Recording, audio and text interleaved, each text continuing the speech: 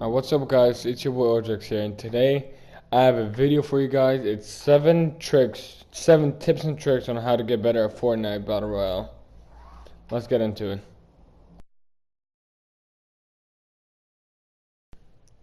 Building is one of the most important things and the most important aspects of Fortnite.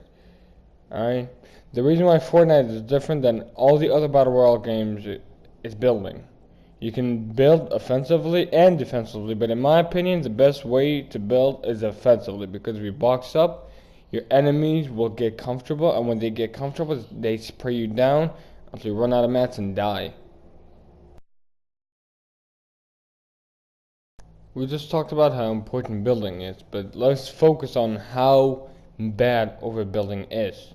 Overbuilding is not as bad as not building, but it's up there with it. You feel me? Let's say you get into a fight and you have 150 mats. Use all of it and kill the guy, but he only had 20 mats left, right? Now you're in a terrible spot for future fights and engagement with other players. You don't need to build a castle for a bad player. A simple wall and ramp will suffice. You don't need to build anything more than that for a really bad player. Knowing the weapons that you're using is key. It's an essential to getting better on Fortnite. You can use an SMG as you would an AR, you feel me? You can shoot someone 110 meters with a P90 and expect to get damage. You get like 7 damage. It's not gonna work like that, right? You can't shoot somebody across the map with an RPG. So you need to know what to use. You gotta learn when to use each specific weapon and how. You can't use a double barrel shotgun the same way you could use a heavy shotgun. And the only actual way to getting better gun skill is experience and grinding. I can't tell you, nobody can give you any tips and tricks on how to get better gun skill. That's just a straight up lie. Nobody can do that. The only thing you can do to get better is experience and playing the game. A lot of people don't realize that sensitivity is a crucial part to getting better at Fortnite. Having 10-10 sensitivity is not a good thing if you can't aim. I see a lot of people making this mistake. They go with a higher sense because it's better for building. Yeah, building is important, like we said, but it doesn't matter if you can't shoot someone. It doesn't matter if you have high ground if you can't pump someone in the head, right?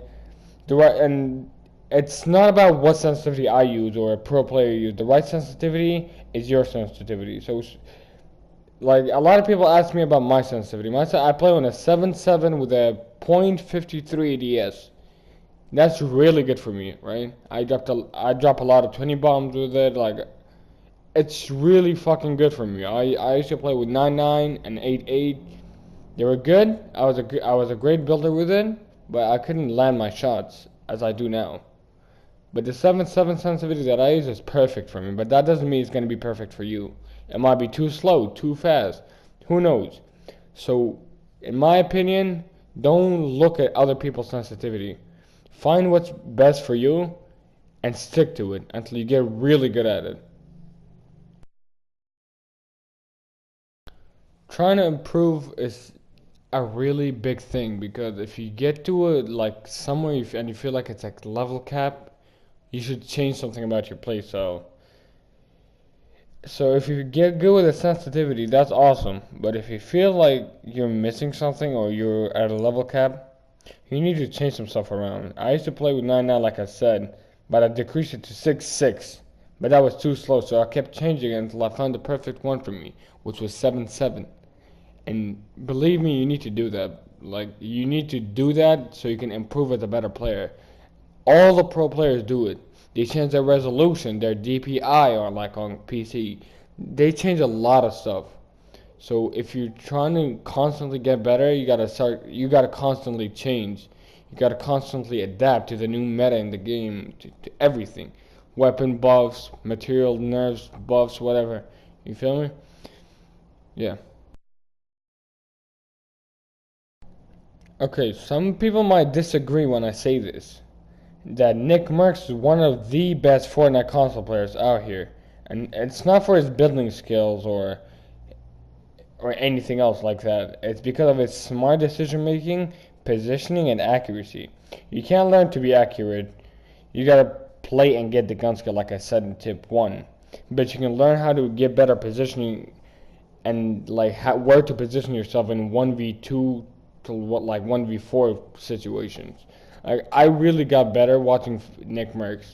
Like, I'm not saying you're gonna get better if you watch him or watch me. No, but if you watch like good players and you take tips, little things from them, you're gonna get a lot better.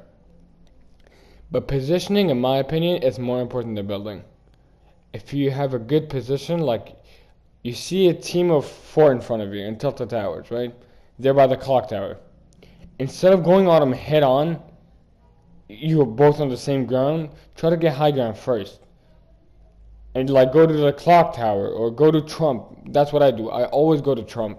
I love that building. I can fight in it well, so I just go to the top of Trump or Big Bertha, whatever you want to call it, the great building, okay? I go there. The first thing I try to do is knock one of them. Because when you knock someone in a squads game, 95% of us, like the team that's left, everybody's gonna start freaking out. Like they're gonna be nervous and shit. You gotta knock one of them. So when you go against a team of 4, 2, 3, or even 1v1s, try to get a better positioning instead of just starting off at the same exact place with them. Try to have an advantage in the beginning of the fight and try to keep that advantage from them.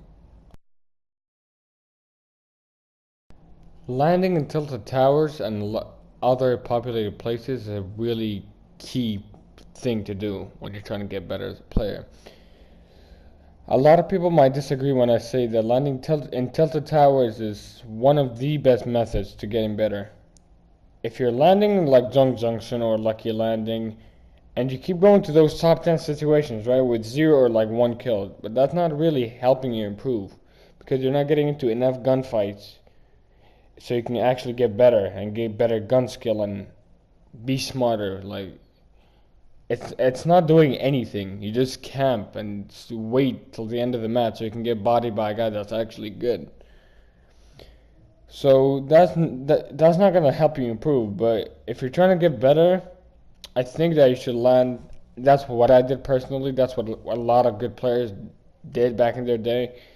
So if you want to get better, land tilted. Even if you instantly die, you still learn a thing or two. It doesn't matter. Every single time you go tilted, you either get a gun or you just die, right? But even if you get a gun and it's a gunfight for like 30 seconds, right? You still improve. It's not like you go to Junk Junction, you play for 15 minutes until you get to the top 10 situation and then you die. That's not a good thing, right? You're not going to learn anything from it. You're just going to get frustrated as hell and wanting to quit the game. Yeah, that was the top 7 tips that I have for you guys. I hope you enjoyed. This is my first ever commentary, so I'm so sorry if I stutter a lot. It's my first ever commentary. It's really annoying. Like I did a live comm on Call of Duty. I was doing it, but this is so annoying. I stutter a lot when I do commentaries. So thank you guys so much for watching. I hope you enjoyed today's video. It's a pretty nice gameplay. It's kind of old. It's like the beginning of season 5. I hope you guys enjoy. Have a wonderful day. Peace.